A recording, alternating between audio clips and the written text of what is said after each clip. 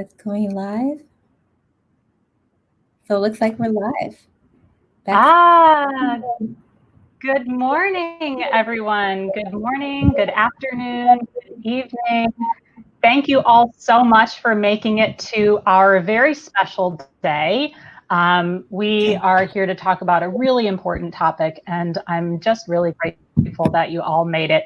For those who don't know me, I think my computer's being slow, so somebody let me know if for some reason my computer slows down too much. My name is Beth Santos, and I'm founder and CEO of Wonderful, the company that's organizing this event. But I actually want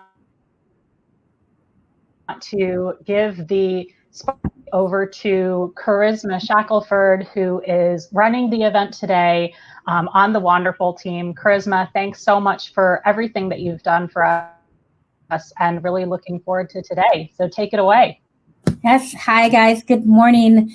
We are actually going to start the morning off with a poem. This is Caged Bird by Maya Angelou. A free bird leaps on the back of the wind and floats downstream till the current ends, and dips his wing in the orange sun rays and dares to claim the sky. But a bird that stalks down his narrow cage can seldom see through his bars of rage. His wings are clipped and his feet are tied, so he opens his throat to sing. The caged bird sings with a fearful trill of things unknown but longed for still, and his tune is heard in the distant hill, for the caged bird sings of freedom. The freed bird thinks of another breeze, and the trade winds soft through the sighing trees, and the fat worms waiting on a dawn bright lawn, and he names the sky his own. But a caged bird stands on the grave of dreams, his shadow shouts on a nightmare scream. His wings are clipped and his feet are tied, so he opens his throat to sing. The caged bird sings with a fearful trill of things unknown but longed for still, and his tune is heard on the distant hill, for the caged bird sings of freedom. It's actually one of my favorite poems that I wanted to share with all of you guys, and I wanted to start off by saying thank you to each and every one of you for showing up today for a very, very important and long overdue town hall for the travel industry. I want to start the day off by saying a little bit about me, because it'll help you to understand why it was so passionate and a dear thing to me to actually be able to assist in putting such an amazing event together. I am a proud Black woman by way of my ancestors who were taken from West Africa, brought to Haiti, mixed with Spaniards, and then sold to the Shackelford plantations in America. Once slavery ended, my ancestors migrated around, settling to Louisiana. And in the late 1960s, during the Great Migration to California Bay Area, my grandmother moved my father and siblings to Oakland, and then to Los Angeles, California, where my father met my mother, and I still reside today. I am a proud Hungarian Jewish woman by way of my mother, who was raised by my grandfather, who survived the Holocaust and moved to the USA to start a new life. As you can see, I'm a bona fide mutt. By the end of the day, I love to say that I am a proud human being. Today, we're going to have some discussions that some of us may have been indoctrinated to believe that are negative, and instead of challenging the system for hundreds of years, accepted it to be the truth. Racism, sexism, colorism, classism, wealthism, it all exists and it will never go away. At the same time, white privilege, sex privilege, color privilege, wealth privilege, it all too exists. And having it can be turned into a good thing if you use it to help encourage diversity and equality, so that others don't have to also be treated, so others can also be treated equally and have a chance to win too. With that said, I would like to ask everyone today a difficult question, and you can go ahead and use the chat to your right to go ahead and leave your answers. Now, usually when I'm asking this question, people don't get it right, but I'm going to ask you. So imagine you're jumping out of a plane. The parachute that you have on your back works best when it's, yes. Oh, wait, I forgot. We're in a chat and thread full of travelers, but yes, a parachute works best when it's open. And today it's going to work the same, but instead of a parachute being open, I'm going to ask you to be open and open up your mind and open up your heart. Because this is a safe place for us all to be able to talk and begin to talk about moving forward so that we can unite. Now, I understand that today for some of you think things may hurt, shock, or maybe some of you give you the stinky eye, or you may even want to tune out. But can I ask that we take a deep breath when you feel like this, and instead of giving that stinky eye, wanting to tune out, stop, take a deep breath, and say, there is something that is not aligning with me elevating. What am I supposed to be learning from this? And know that just like going to the gym for the very first time, talking about anti-racism and diversity for the very first time, it's going to hurt too. But for some, more so than others. But I promise you, just like going to the gym, if you keep going to the gym consistently, this too will become easier to talk about, easier for us to work together, and easier for us to find solutions that will not only help some of us, but will help all of us win so we can elevate and all have a chance to win. So we're going to begin our day with discussing the issues at hand, moving on to how to unite on these issues, then break out into sessions to discuss these, and then come back with some proposed solutions. And before we start our day, I want to thank our sponsors for being able to help put on this event, Mediavine, Pandora, TripAdvisor, and also thank in advance for everyone that is participating on our panels and breakout discussions. So without further ado, I would like to bring on Martinique Lewis. She is a diversity and travel consultant, creative lead for Nomadness Travel Tribe, and launch team member for the Black Travel Alliance. Martinique, would you please join us? Hey, beautiful. Can you see me? We never know technology, right? Good morning. Good morning. And so that you guys all know, this is our very first time using this amazing piece of technology today. So please bear with us if we have any hiccups along the way. So next up, I'm going to invite Justine, Abigail, you, and if I butcher anyone's name today, I totally apologize. But Justine is a social change marketing strategist, the founder and editor of Living Hyphen, and a PR and communications director for us at Wonderful. Justine, if you can go ahead and join us on the screen.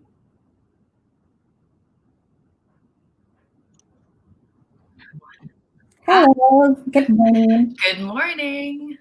And our last addition to this panel, it will be Carol Cain. She is the CEO of Braid World Media and the creator of Girl Gone Travel. Carol, if you can go ahead and join us on the screen. Awesome. Yay. That worked. So if we can just start our panel off, I just would love for you guys to just give me a quick 1-2 minute introduction of who you are, what you do, and what inspired you to actually be on this panel. And then we're going to take it away with some questions. Go ahead, Justine. Yes. Go ahead, Martin. You can go on, sir. Okay, and if for some reason you guys can't hear me, just type it on the side so I can see, because my internet is often spotty back here, so I apologize in advance. But my name is Marty Lewis. I'm a diversity and travel consultant, as well as the creative lead for Nomadness Travel Tribe. My niche is in Black travel, but because of things like Wonderful and the WITS Summit, it was somewhere where I realized that there's so many diversity issues that are more than just the Black community, but that is with everybody. So I do work with tourism boards and travel brands by their marketing and to help do some internal training so that more of their teams are aware of the diversity and inclusion problems that we're having within the industry. So thank you for having me. Absolutely. All right, Justine, take it away. All right. Hi, everyone. I'm so glad to be here. My name is Justine. I am the PR and Communications Director at Wonderful. I'm also the founder and editor of Living Hyphen, which is a magazine that explores the experiences of people living in between cultures as part of a diaspora. What I always say, the magazine explores travel, or the version of travel that we don't glorify or glamorize on social media, which is migration. And I've been a part of the travel industry for maybe about the last decade now and have seen it change immensely over the last few years. And I'm really excited to share this space with both Marty and Carol and to just dive into this today. Awesome. Go ahead, Carol. You want to wrap it up for us? Yeah, so I'm Carol Cain. My blog is Girl on Travel. Like Justine, I've been in this for a little over a decade now and have seen a lot of the changes as well. And I have an agency, Brave World Media, which kind of was inspired by a lot of the issues that we're talking about today, but it felt more of a possibility for me to try to make the changes that I wanted to make from the inside as opposed to from on the outside as a blogger. So that's primarily what I'm trying to do. Awesome. So we're going to dive into the first question here. And ladies, you guys actually have the conversations that most people will see as probably being negative. But I want us to answer these questions as true and authentic as possible, because this is the part where I said that we may get a little bit uncomfortable and it may hurt, and not in a bad way, but this is the place that is going to be uncomfortable for some people. So I just want everyone to know that this is, again, a safe place, and some of the things that are going to be discussed, it's about time that we start discussing them so that we can come up with solutions and ultimately win and grow in the long run. So with that said, we're going to start off with it's going to be a two-part question. Is the travel industry racist? And how deep does the travel industry's diversity problem run, in your opinion? And Marty, we're going to go ahead and start off with you.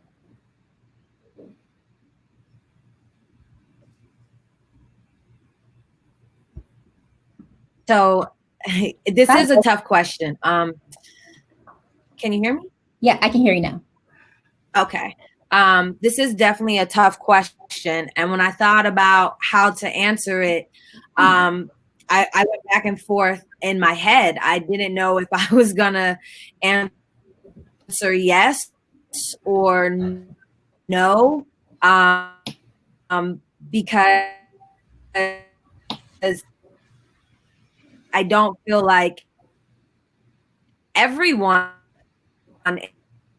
in the travel industry is racist, but I do feel like overall, yes, I do feel like people are stereotyped. I do feel like there is serious prejudice. And I do feel like when you're talking about the overall community, that yes, it is racist, and that there are a lot of microaggressions. Oh, it's deep and deep. It gets to every level of the industry where you can what they look like. So I will answer yes, and I'll also answer that it is very deep. Great, thank you. And Justine, you want to go ahead and? Yeah. This is, I guess, part of the conversation that is uncomfortable. And I just want to make a clear distinction when we are talking about the travel industry, that there is a difference between systemic racism and individual racism. And my answer is a resounding yes on the systemic level. Now, I think that mass tourism, this tourism industry, travel industry as we know it, is incredibly racist and could not function without global inequity, to be perfectly honest. And with that, yeah, I do think that racism runs extremely deep within the travel industry. And yeah, I'll leave it at that for now. Okay, go ahead, Carol. Yeah, I mean, I think that the question is the travel industry racist. The yes or no answer to me is really a non-starter. It's a non-conversation. I would never. That's just not even a question I would answer. But I do agree with Justine in terms of if the question is more about analyzing the overall systemic racism that exists in the industry and across industries, that's very real for sure. And the impact of that, the impact of that systemic racism, and how, touching on the points that Marty said, the profiling, the stereotypes, the perceptions, that not only translates in who represents the travel industry, but how the travel industry represents others. So yeah, the systemic racism within the industry is 100% real. Can I define it as an overall racist industry because of it? That would be difficult for me to say, because in doing so, I would be, really devaluing and erasing the work that a lot of good people have been doing to try to really make the change. So, that's, I guess, the only way that I could answer that question. Yeah, so definitely. So we've identified that within the travel industry, there is racism. But there are also this racism that does exist is preventing us from having diversity. So we're going to talk about what are the top problems that are preventing us from having the diversity in the travel industry. And as we answer these questions going forward, ladies, I'm just going to go ahead, and whoever feels like they want to jump out there first, I'm not going to going to keep calling on you guys. Well, let's go ahead and just take it away, and whoever feels like jumping in first. Can you ask that again, Karisma? What are the top problems that are preventing us from having diversity in travel? So I would say, for example, so being like a communications person, thinking about wanting to be a journalist, right? And potentially probably having ended up being somebody who would have written about travel as a journalist. I think about the journey and the limitation of access that I had to even that career, right? So like my school offered journalism courses only during the daytime, which I couldn't do. I had to work. I had to go to night school because I had to work to support myself. And then the unpaid internship aspect of media, right? Like writing, journalistic professions, that totally prevents, the diversity that could exist within travel media or journalism in general, because it appeals to people who have affluence and have connections and are able to work for free, basically. That's not the only problem, but when I think about a personal perspective, I start thinking about the lack of access. I start thinking about the lack of, so many of these, the positions in this industry are based on who you know and who you're connected with. And these are a lot of the spaces where a lot of people of color and a lot of people with limited funds don't have access to. So I would say that's not a definitive an exclusive point, but for me, a lot of it has to do with access and the inability to connect and just enter the spaces to showcase what you know and showcase your voice. But of course, that's not the only problem. I've been thinking about this a lot, and for me, I think a big part of the heart of the problem lies in power and who holds power. And we have seen it time and again in the travel industry and across all industries that the people who do hold power, who hold leadership positions, who hold decision-making positions are typically a homogenous group of people, which is white men. And I think for me, that feels like the root cause, in the sense that when you have power that lies in an exclusively homogenous group, how could they ever know these problems of access when they've never had to experience it themselves? You don't know what you don't know. And as the most privileged group of people, you're not able to even think or put yourself in the position of other demographics, of, you know, Black people, women, of different minorities. So for me, I keep coming back to that question, the question of power and who holds it and who actually has the power to make the decisions to affect all aspects of the travel industry and of everything, to be perfectly honest. Yeah. Yeah. Hey, Marty, are you still there with us? Yes, I'm still here. Sorry, I'm trying to find better Wi-Fi. Let me know if you guys can hear me now. I understand. Yes, we can hear you. Okay, perfect. Yeah, I agree with what both people are saying. I definitely think it's, for one, an awareness issue, but once people are made aware, unfortunately, they don't know where to start, but they're also not necessarily concerned with moving forward because, for one, there's nobody to really point it out within their companies.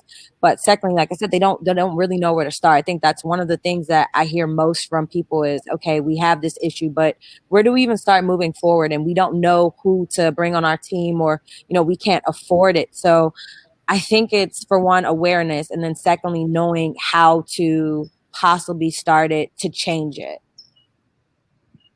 I also think it's the, you know, like in some places, like, for example, one of the things that I discovered when I, you know, was doing a lot more travel, you know, my family's from the Caribbean, and I couldn't get an agency, and which the agencies, you know, the people that you're normally talking to, you know, are below, are like all the levels, right? Of like, Justine's talking about like a higher level, and, you know, we're talking about like PR reps and so forth.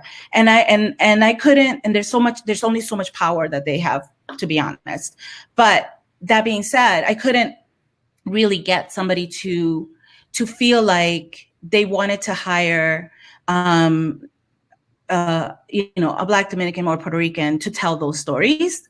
Like, there was more value for the Puerto Rican or the Dominican and other Caribbean islands. There was more value in having the white voices sort of legitimize them, because our voices wasn't legitimate enough. And that's a whole other level, right? That is more than just corporate or whether or not they hire, you know, more influencers of color. That's freaking, like, right? That goes back to colonization. Yeah. And so you're talking about changing.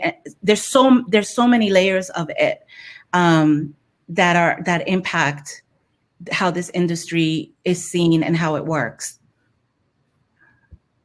Gotcha. Yeah, I'll echo that, Carol. Like, I am originally from the Philippines, and yeah, all of our marketing, travel and beyond, we prioritize white faces and white supremacy. You know, white men, I'm seeing a question in the chat group here, you know, white men might not be necessarily in the positions of power in the travel industry in certain parts of the world, but I think this concept or this system of white supremacy, given the expansiveness of colonization around the world, pervades every corner of our world. And so maybe that's the root, white supremacy, the system that has been, you know, socialized or like drilled into our brains as the superior, you know, what is superior? Everything.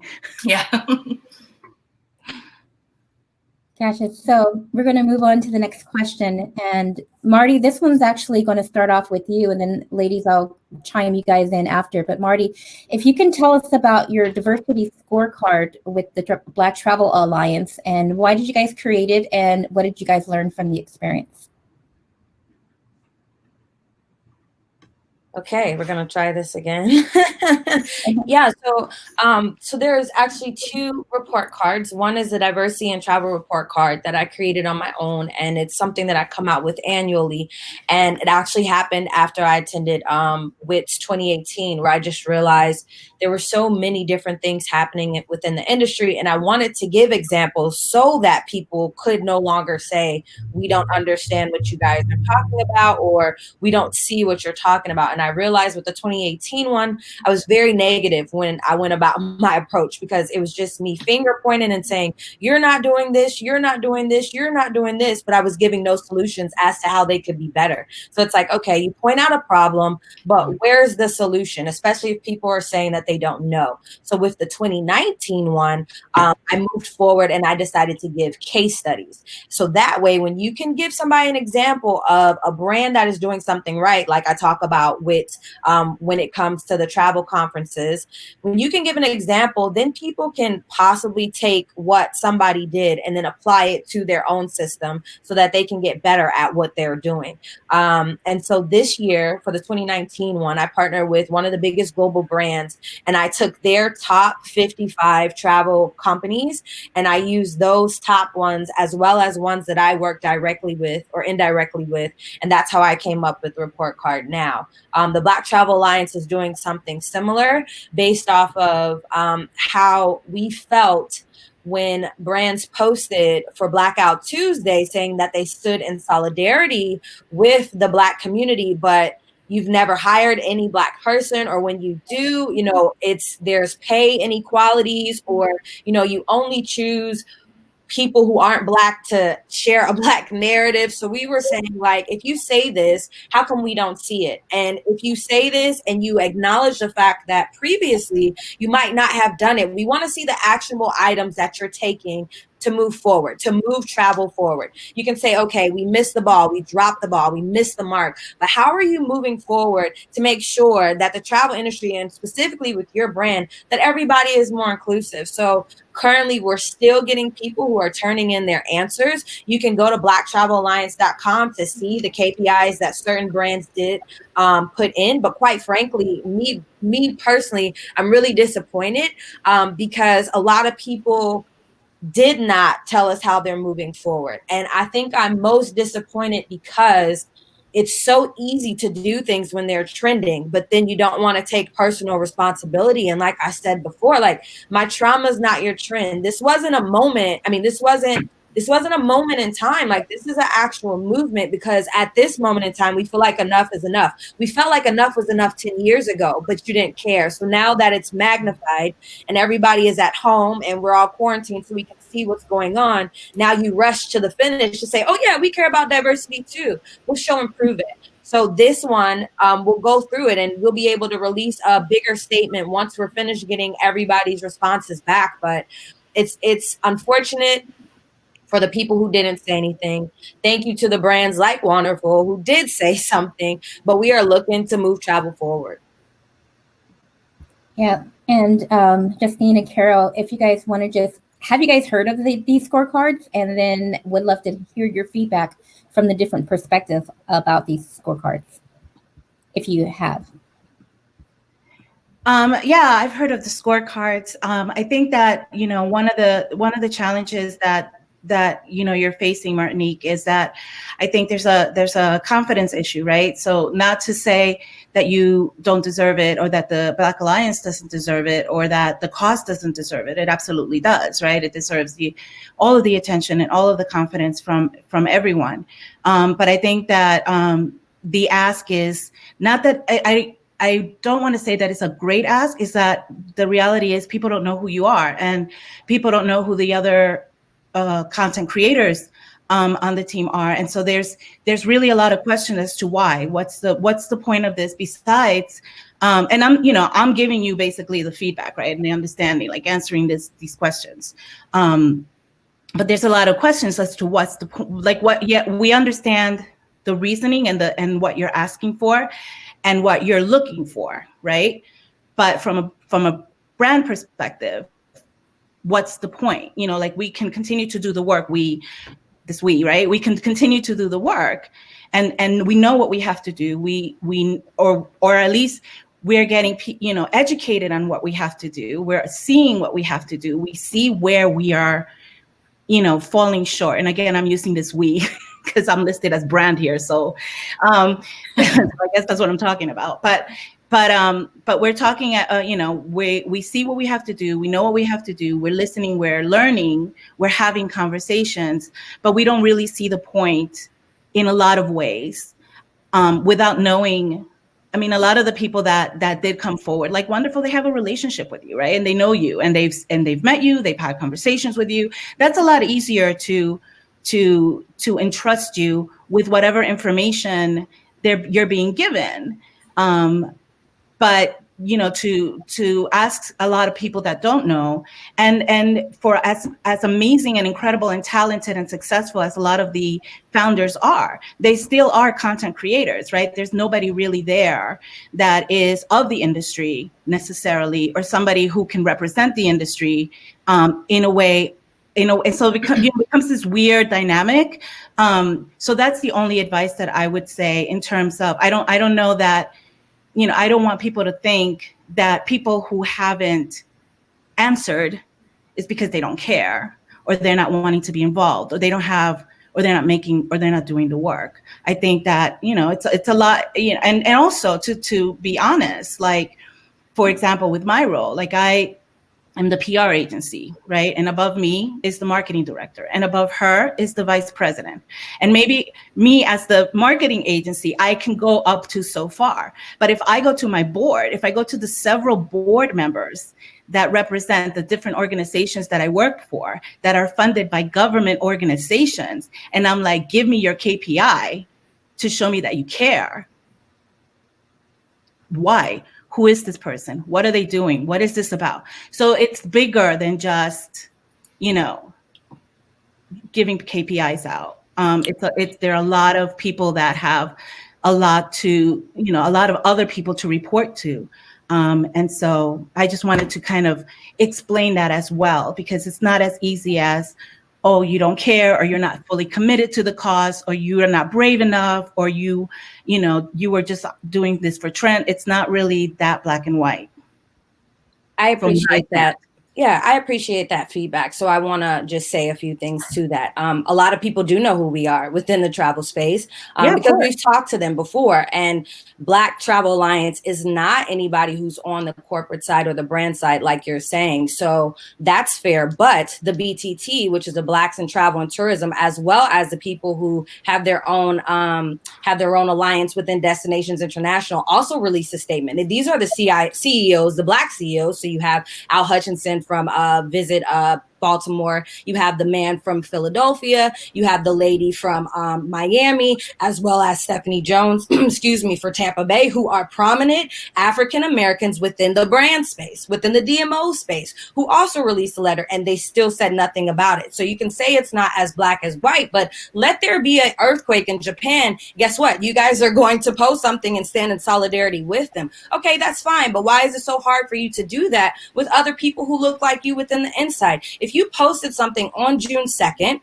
17 days you had until June 19th to come up with a statement by it, because as soon as people posted stuff about it, you guys were called out. And I'm saying you guys, not you directly, but how you were using we, you guys were called out immediately. So it's not as if you didn't know it wasn't coming, because there's no way you could have known. Additionally, we also thought about the fact that there's levels that people have to go through before they make a statement. But if you were worried about diversity and inclusion to begin with from the start, you would not have to rush around to get us your KPIs. So this goes back to the actual idea that diversity and inclusion has to be at the top of the mind all the time. Because if it was, and when we asked you for your KPIs, you wouldn't feel offended because you would have already had that stuff prepared and ready to go. So I don't necessarily agree with what you're saying, because I feel like brands have had ample amount of time since the beginning of time to make sure that internally things look diverse, that things look inclusive, and externally it was the same way. So even though I appreciate your feedback, this is why I cannot accept that from the travel industry, because this is not a new problem.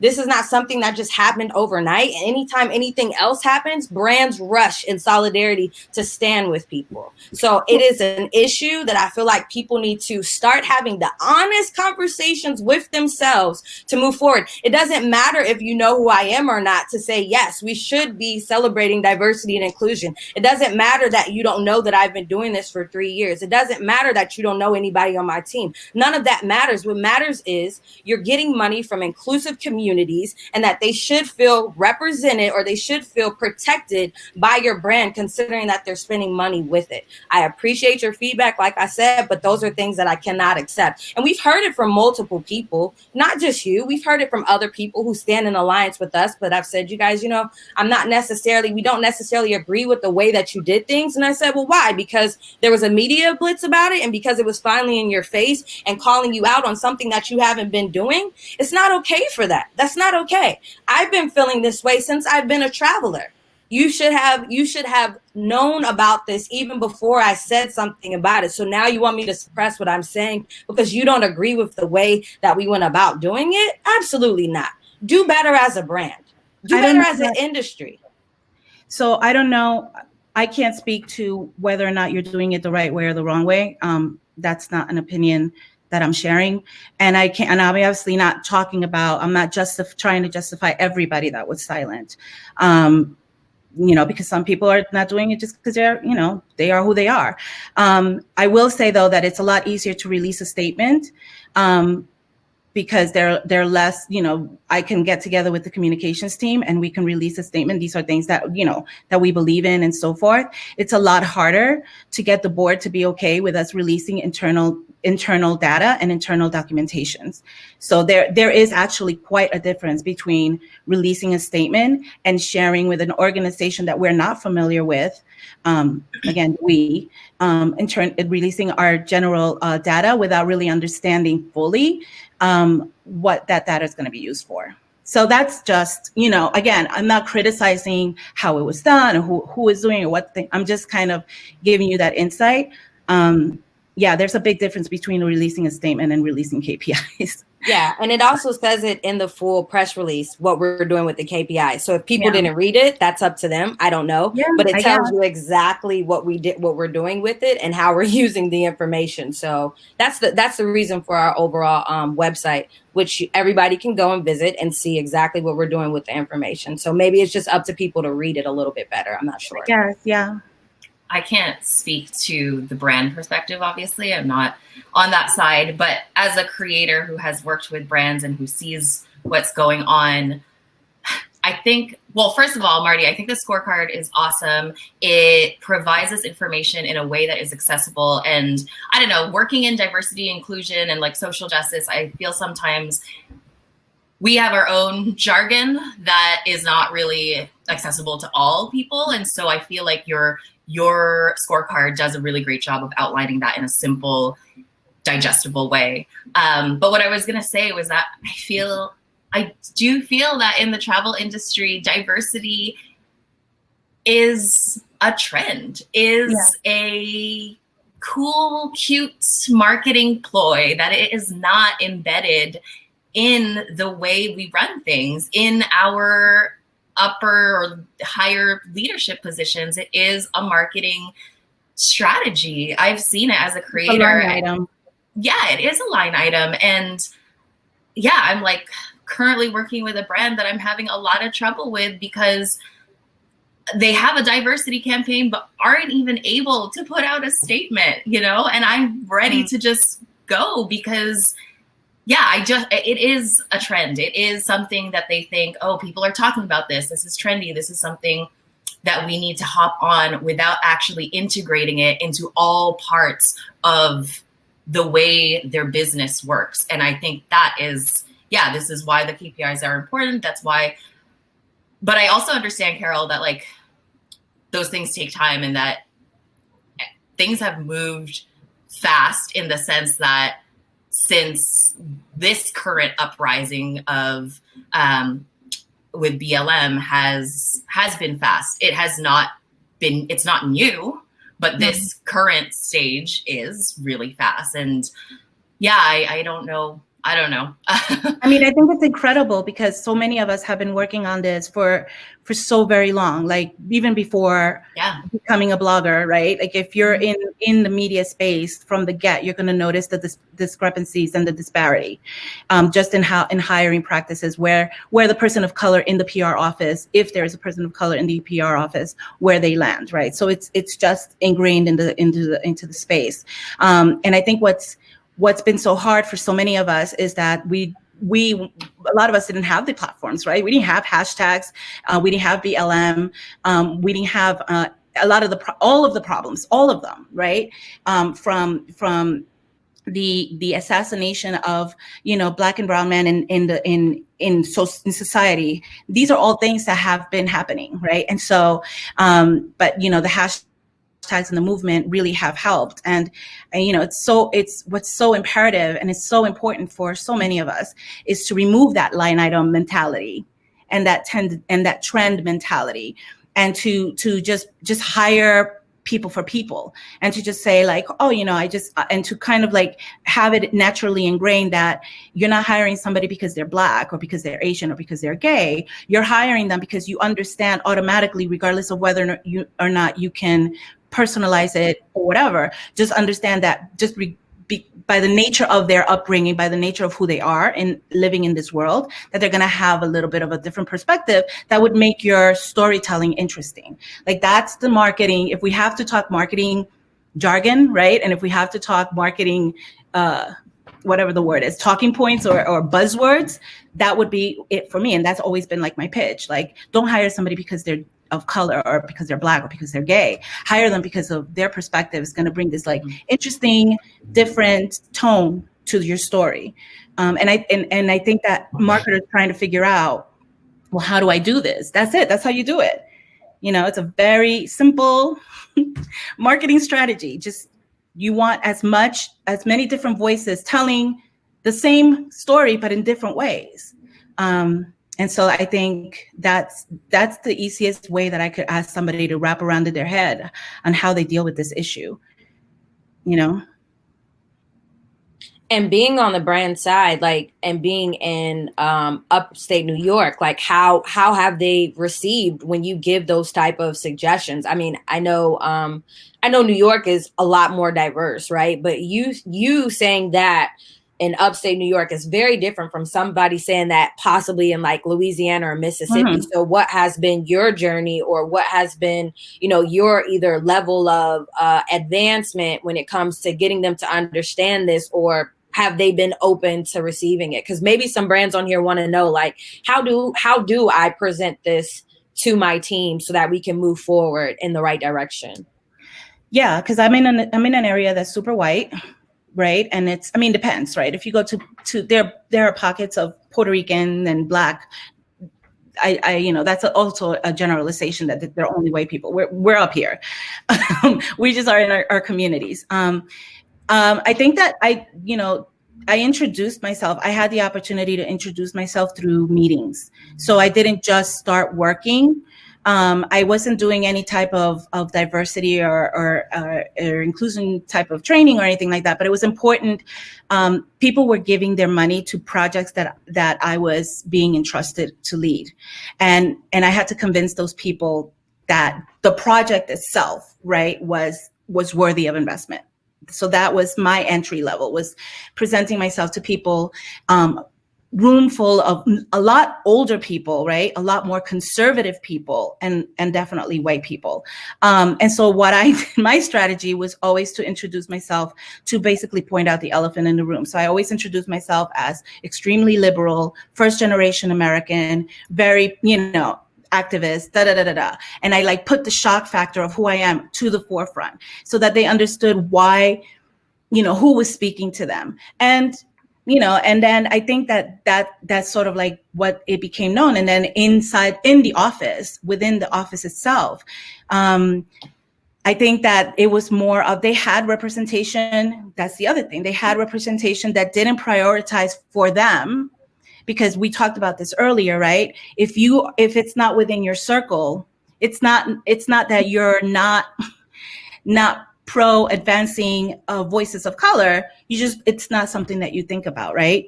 And then you think about the disparity of who gets most of the attention. If it's always the same voices, those are the voices that are top of mind.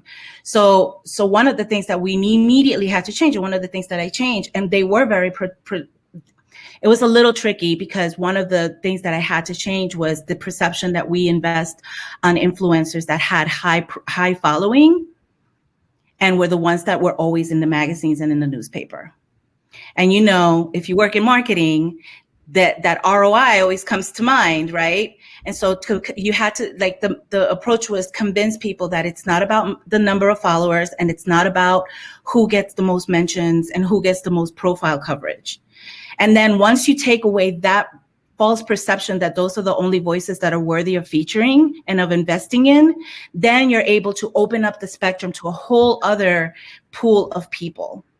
But if we stick to has to be popular, has to be the one that's featured as best blogger, has to be the one that is always on TV, blah, blah, blah, it's probably going to be white people that you're going to invest in.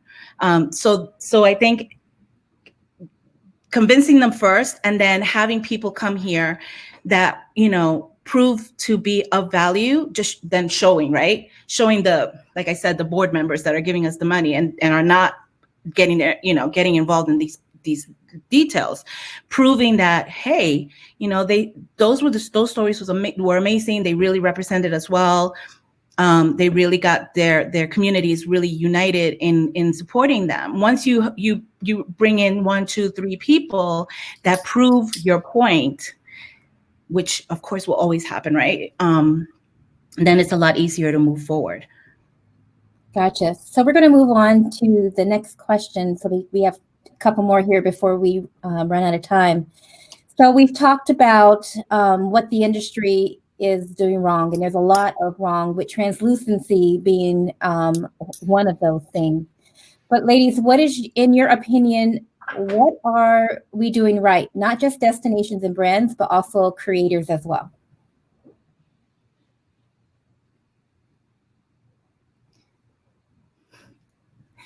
I would say that one of the things that I've seen, and this has changed, Justine, you tell me if you've seen this too in the past decade. I think, Marty, by the time, I don't know how long you've been blogging, but I know that it's changed in the past 5 years a lot. It's been more prolific in the past 5 years. I think when influencers of color, Black, brown, whatever they may be, started coming into the space, really getting prominence and attention in this space, they were trying too hard to imitate the white voices. And that was very frustrating for me to see. But they were trying to figure out what worked, right? And what led to success. And I think over the past few years, what I've seen a lot of influencers doing right is that they found the courage, and that's really what it is. They found the courage to be themselves, to speak their truth, to still be incredible writers and creators and talents, but in a way that's really, truly authentic to them. And that's a change that I've seen happening over the past couple of years. I know there was a lot of fear, and vulnerability for many people to do that. But the fact that more and more people are doing that, I think that's the one thing that the creative side has really gotten right. Mm-hmm. Yeah, I would agree with that. I think in terms of what the travel industry is doing right, my statement that the industry is still treating it as a marketing line item still stands. So it's right in the sense, it's performative. So I don't think that's right completely. It's like a step, but not the best. But I do agree with Carol with what you're saying, that it's the creators, it's the influencers, the bloggers, the vloggers. They are the ones who are pushing for their voices to be heard. And recently, over the last 5 years, I'm seeing so many more Black, Indigenous, and people of color who are taking up the space, who are, I don't know, like, it is like, when did we start saying white supremacy and colonialism in our Instagram posts, like, when did that become sexy? But now it's like important, and it's calling to people. And I can even speak for myself, where, I don't know, it's in the last 5 years that I've been able to find my voice in this space, and to even understand these concepts of white supremacy and colonialism and racial justice and all of these things. And the more that we have, Carol, Marty, Karisma, like everyone who's here, Onika, who are speaking these truths, it makes it feel safer for other people of color, Black, Indigenous folks, to speak their truth as well. And I think the shift can come from us to actually pressure the brands to shift their way of thinking as well. So what, I don't know, I always say that everyone has their lanes and everyone is doing their part in this revolution. And I think that the creators, now that we have social media and we have these like followers and audiences in our own communities that we're fostering and cultivating, it's such a powerful, powerful opportunity. So yeah, I think we can just keep pushing that. Yeah. Yeah, I agree. The only thing I'll add is that we are starting to come together more. We're not only willing to have the conversations with brands, but we're willing to have the conversations with ourselves. And that's really, really important, because if you don't know that something went on, nobody else is going to know. So there's no way you can stand together to stand up against it, but also advocating for each other and making sure brands understand, okay, well, you thought about me, but did you think about Corey Lee, or did you think about Sassy, or did you think about somebody who travels with autism? So the fact that we are advocating for each other is a trend that I've seen. I just want to point out, I'm not a blogger. Carol, I'm not a blogger. I don't position myself as that. I just call myself a content creator. I prefer not to write. I do write, prefer not to. But yeah, I think it's us coming together is something that I've seen happen a lot more. But again, it's the awareness and it's the ability and the openness to having the conversation. Yeah, the pie is big. So if you do something with someone, if you're the only Black person that a brand trusts or knows, and do what you do, and leave a trail of names behind you. So I think that, I think that we're moving away from the pie is small mentality and the scarcity mentality, which is false and doesn't exist. There's plenty for everyone. So definitely, yeah, I agree with that, Marty. Like, definitely share and spread the word and spread the love. Yeah. And I think that's an important part to note, where, like earlier when I was saying, when I see that one of the issues is that power is concentrated in a select group of people, how do we make sure as we're doing the work that we're not replicating those same systems? How do we share the pie, share the names of other people whose voices might, you might not have as big a following, like you were saying, Carol, but have something valuable to say, have an audience that's really engaged with what they're talking about. How do we just make sure we're not replicating the systems of our oppressors? So industry tip, you are, as a content creator, you're not only as valuable based on the content that you create, you're as valuable as the community that you bring with you. So me as an agency, you are valuable to me as a content creator for your work, yes. But if you leave me with names of other people that I can contact, you are invaluable. Like it makes my job so much easier. And I don't know everyone, right? I don't know absolutely everyone. So I think that I value a lot of the people that I work with that not only share what they have to offer, but share their community with me. Yeah. So as Marty shared earlier, she said that something about us being home. And so that's why the voice of what's going on has been magnified. And it couldn't be no further than truth, because this is a very important time, because never before have we had protests that have been amplified by social media. Social media puts us in a very, very unique position here, which I believe for the first time is going to actually ignite change that's going to stick for a very long time. However, there has been individuals and or the travel industry that took a while to actually speak up in regards to the Black Lives Matter movement. And ladies, I just wanted to ask you, why do you think it's taking so long for the travel industry to speak up and to respond to this movement?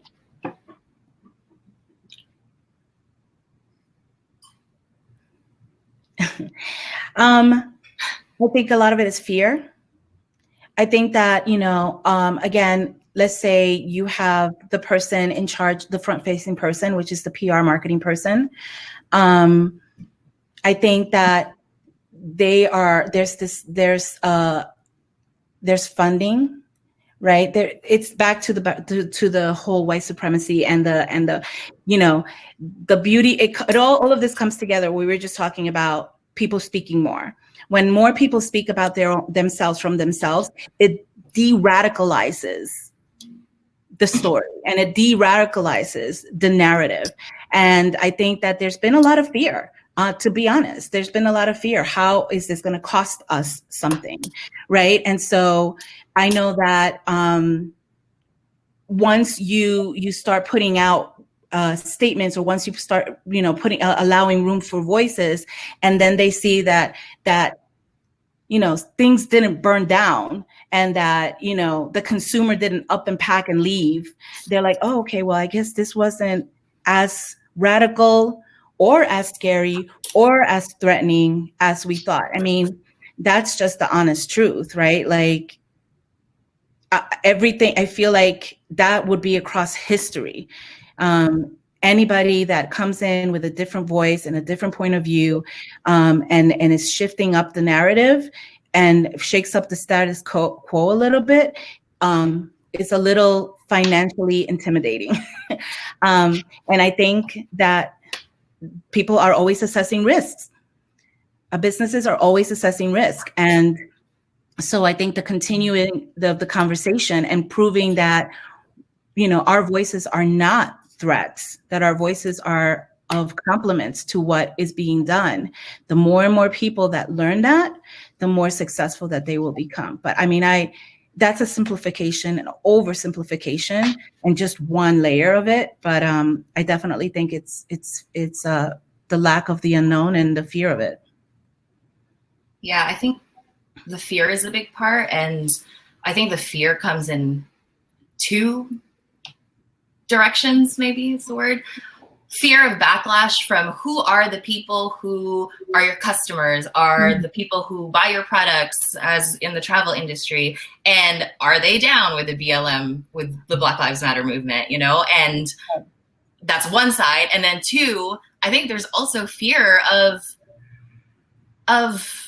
okay, I've put out this statement, and now that I've put out this statement, I have to be held accountable to it. Anyone can now poke holes. Oh, you said this, but look at your hiring practices. Look at all of this. And that's exactly what we should be doing. But I think from a brand and business perspective, holy shit, that's scary. I'm going to have to change everything that I do, all of my policies and practices. And people at the top, I don't know if they're ready for that. Well, that's a fear. Well, and it's not easy. Yeah. Right? I've always said, and I've written along, the hiring of more influencers of color, that's a low-hanging fruit. You can do that like that. I mean, you can't do it now because everybody's broke and there's no money. Nobody's getting anything. But when the money comes in and we're ready for campaigns, the people that want to do it and they want to show good face, no problem. You can hire a bunch of influencers. The CEO and the board of trustee member, they're not going to get up and leave and say, we should make room for this person. That's a lot. And really that's where it has to come from. Those are the levels that are a lot harder to change, unfortunately. It's always interesting because it's like brands. Evie says this all the time, and I think she's on here today. She always says brands are always afraid to rock the boat. But now the boat is sinking. So what are you going to do to save your brand? And brands can say the boat is not sinking, but the boat is sinking. Black dollars and allies dollars speak volumes. And it's unfortunately not going to be until people take their money away that these brands are going to understand it. For the love of me, I always say, I don't understand why it's so hard to do what is right. It's mind-boggling to me because brands will make sure their campaigns for June, for Pride Month, are ready to go in December. But you can't stand in solidarity to say Black Lives Matter. It's mind-boggling to me because you show support to one, but you don't show support to all, or you pick and choose which ones you want to show support to when it's convenient to you. And I hate it. I really do. It's like, oh, it's convenient now, so let me do this. So it's mind-boggling to me. And honestly, unfortunately, people don't do what's right, even though it's unpopular. And that really, really, it really just kind of grinds my gears because when I read all your mission statements and I read your vision statements and what you stand for as brands, and you say, we're here for everybody, but then you don't stand in support of people losing their lives at the injustice of a system. It's mind-boggling, unfortunately. And I honestly, I just hope that it gets better. I just think that the people that can see it and that are that connected to see what you're talking about are not the people that control the dollar. And they're not the ones that control the funding. At that, there's a certain level where that's just not being seen. You know what I mean? And so it helps. These changes that you're talking about, Marty, the power of the dollar, that helps because it helps those of us who are trying to make the change and are trying to work and are trying to advocate, go back to these higher levels and be like, you see, because they're not seeing all of this. They're seeing this, they're seeing the spreadsheet and they're seeing the budget report, and so there's a disconnect for sure. But the people, the people who fund a lot of us aren't at the level where we can see everything. So it absolutely helps. I believe in the power of the dollar. And I think that the changing of the voices and the power of the dollar, all of that helps to give all of us the tools to move up the message of change that is needed. And I just wanted to add, you mentioned Evie earlier, Marty, and one of the things that I love about the Madness and what's happening there is Evie's created a whole space for Black travelers, and you have Black leadership at the top making these changes. Right. And I think about that a lot again, I keep going back to who holds power, and we keep wanting to change these institutions that already exist, but we also have the power now to create it ourselves, and with Living Hyphen, the magazine that I created, the publishing industry is the same thing as the travel industry. It's white. It's so white. And I was tired of having my writing, knocking on doors to get my writing out there. So let's build our own houses, let's build our own damn houses. And I don't know what the answer is. I think, again, it has to happen across all these different spaces, creating your own spaces, trying to change the ones that you are already in. Yeah, it's a lot. It's a lot. It's a lot, and there's a lot of answers that we don't have yet. But I would say translucency, beginning there. Translucency, because translucency, without it, allows you to maintain power and keeps you from speaking up. And then the other one is talking about it, bringing it out to the open, not keeping it in the dark. So with that said, ladies, I really want to thank you ladies for coming out here today and being bold enough and to be on the most uncomfortable panel here, because as we talked about problems, I told you guys this was going to be like going to the gym for the very first time. But as Marty said, where she did not have success in her first go around in putting out her reports, solutions, talking about unity and how we can actually begin to solve some of these problems. That's going to be our next panel up. So I'm going to see you guys backstage. Thank you. Thank you, ladies. Thank you, Karisma. Bye. Bye.